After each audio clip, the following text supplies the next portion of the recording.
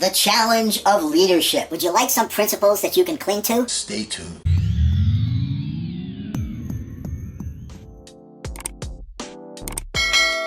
Hello again, everyone. I'm Eli's dad with Project Eli, where we educate, we lead, and we inspire. And on a generational basis, certain books come to light that you should read over and over and over again. One such book is Think and Grow Rich by Napoleon Hill. I've read that probably 15 or 20 times, getting new stuff all the time from it. Dale Carnegie's books, How to Win Friends and Influence People. There's another book. There was a few books like that. One such book that came out while I was in my growing stages was a book called The Leadership Secrets of Attila the Hun. And I came across that book. I was doing a little cleaning and it was kind of dusty, but I was motivated to read it, and wow, I read it again. And I've read it 3 or 4 times, but I read it again, and once again, having evolved myself, you gain new insights. So let's talk a little bit about The Leadership Secrets of Attila the Hun by Wess Roberts. And Wess, by the way, is spelled W-E-S-S, Wess Roberts. If you want to get the book, I strongly recommend you do it. So let's go over some of his points, and then I'm going to give you some of my insights based upon my experience and see if we can't do some practical learning here. First point, loyalty. And I'm quoting from the book. Above all things, a Hun must be loyal. Disagreement is not necessarily disloyalty. A Hun who, in the best interest of the tribe, disagrees should be listened to. On the other hand, a Hun who actively participates in or encourages actions that are counter to the good of the tribe is disloyal. These Huns, whether warrior or chieftain, must be expeditiously removed. Their ability to influence and discourage loyal Huns is a contagious disease. In cases where disloyal actions and attitudes cannot be changed, harsh action must be taken to rid ourselves of those among us who see no value in and subvert our cause. Okay, first of all, Attila the Hun, historical figure. As he related to a king, they had a custom in those days, the Romans did, where they would exchange youths to live in the other person's tribe, so to speak, and Attila was one of those people. He lived with the Romans. So he lived with the Romans, learned their ways, never embraced their ways, but learned their ways, and then went back and became a leader. And in fact, how he became a leader and united is a story in and of itself. But the point is, we want to go over certain principles that Attila has, according to the author, and it's sort of a, fiction, non-fiction. So let's get to it. The thing about loyalty is when you have an organization and people are tight in that organization, you can't have somebody that is disrupting. All right, you can't have disrupting. But on the other hand, you also have to have people that disagree. Now, you can disagree with someone and still be loyal to the cause. Ask husbands and wives, okay? They have disagreements, but they're still loyal to each other. They're still loyal to their marriage. They're still loyal to their family. So you can have disagreements and still be loyal. That's the point. So you want to have people that provide that kind of input. You don't want to have everybody as a yes man surrounding you as a leader. You want to have people that disagree. But if they disagree, they're doing so out of loyalty to the tribe. Now, my mentor, and I'm good at, Attila the Hun and Bob Anderson, sometimes it's a pretty synonymous picture. But the point is, Bob Anderson said that he always looked for the thoroughbred. The thoroughbred is the person that, if you leave the gate open, you have grazers and you have thoroughbreds. The grazers are the people you leave the gate open and they stay within the corral. The thoroughbred are the ones that are bucking, that want to get out, that are anxious to make some moves. But you want to harness the thoroughbred. You want to take them tight by the reins, dig the spurs in hard. These are his exact words. Dig the spurs in, be tight on the reins. But they're the most valuable people. They're the ones that you're looking for. So you want people that have a mind of their own, that are loyal to the cause, that if they have a disagreement, if they see things differently, that express that. But if it gets to be too much, if it gets to be the point where they're starting to subvert the cause, then you've got to make a move and you've got to get rid of them.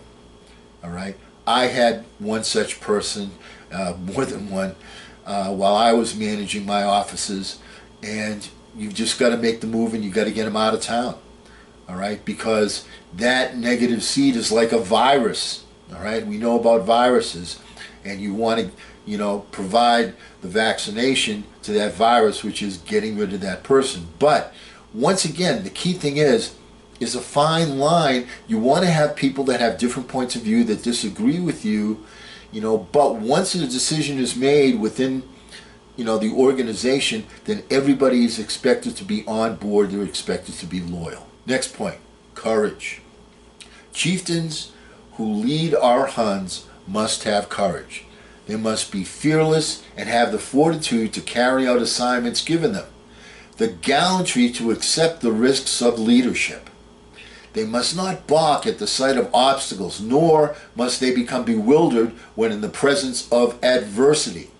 The role of a chieftain has inherent periods of loneliness, despair, ridicule, and rejection. Chieftains must be long-suffering in their duties. They must have the courage to act with confidence and to excel in times of uncertainty or danger, as well as in times of prosperity.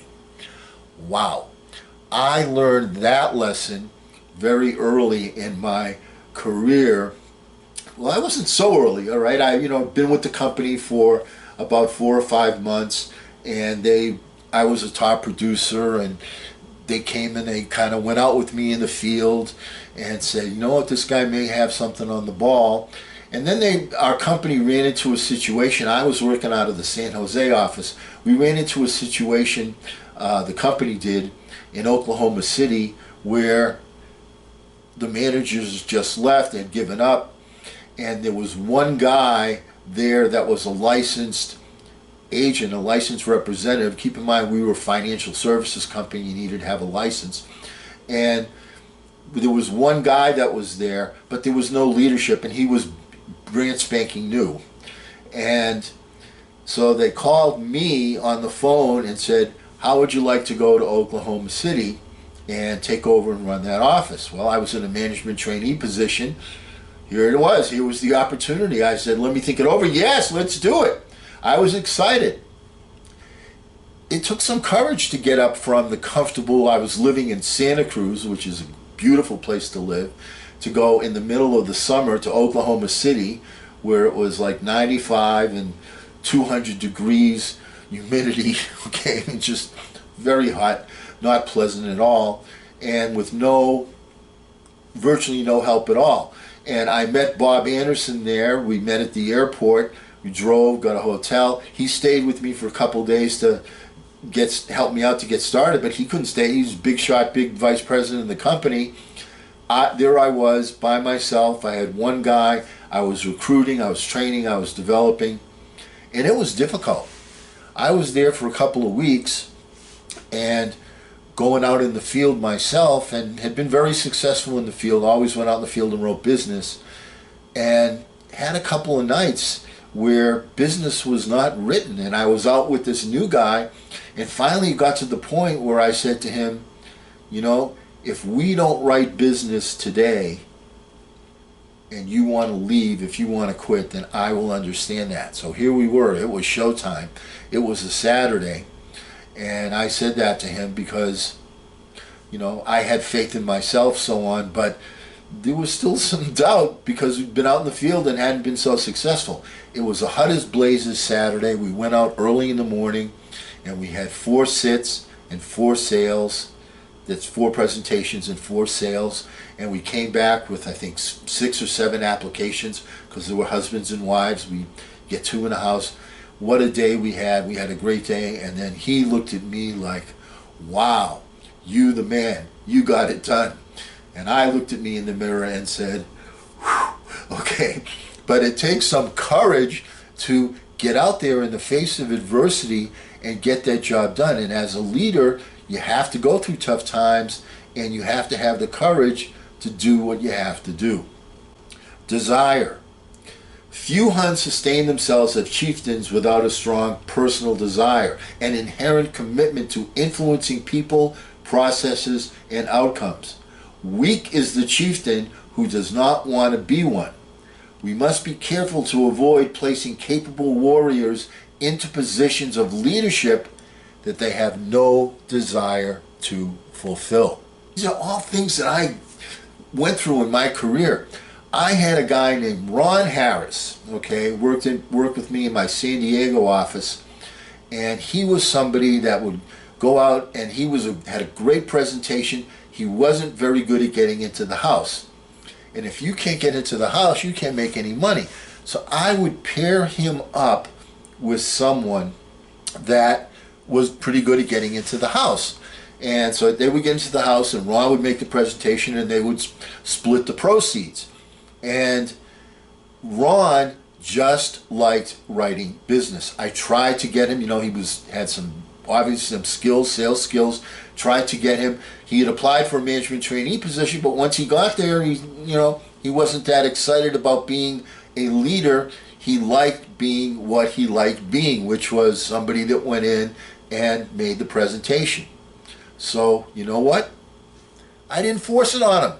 I said, okay, Ron, take people out with you and show them the presentation and teach them, and they'll help you get into the house. So it's a win-win situation. You split the proceeds, because if you don't get in, you don't make any money. And so he was in a somewhat leadership position. I put him, I said, you're leading my people with the presentation. Do that. But he didn't want to go for the management position. You know what? Okay. Don't force people into positions that they don't want to have. Emotional stamina.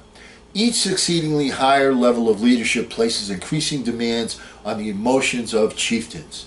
We must ensure that our leaders at every level have the stamina to recover rapidly from disappointment, to bounce back from discouragement, to carry out the responsibilities of their office without becoming distorted in their views, without losing clear perspective, as well as the emotional strength to persist in the face of seemingly difficult circumstances. Well, I just told you about my scenario in Oklahoma City. It doesn't get any more adverse than that. Nobody there, one guy, has no experience. I'm there, Bob Anderson's there for two days, and then he says, okay, Eli's dad, it's your show, go with it. I'll call you on the phone. He was giving me encouragement. I'm recruiting people, I'm training people, I'm going out in the field with people, doing all these different things. And, if you're not getting results, it can be very, very discouraging. But not to mention the fact that the weather was brutal. So the point is, you have to have the strength. I kept looking at this and I kept saying, you know what, I've done this. I'm a top producer in this company. I can get this job done. There's no problem here. Keep going, keep going, keep going. It's a game of numbers. The more people you see, the more likely you're going to be to write business. And I just carried that with me. An emotional strength, emotional stamina. And boy, was it ever tested during those 2 weeks in Oklahoma. Keep in mind, I wasn't, the old geezer that I am now with all the experience. I was somewhat of a young puppy. I was, 23, 24 at the time. So there were new things going on, and like people that are that age right now, you want results now. I want them now. But you have to have the emotional stamina to maintain, because the road can be long and winding, as the Beatles used to say. So, once again, that's one of the traits. Okay, next time we get together, some more leadership secrets from Attila the Hun. Thank you, Wess Roberts, PhD. And remember, hey, Don't ration the passion, fashion the passion. I'm Eli's dad.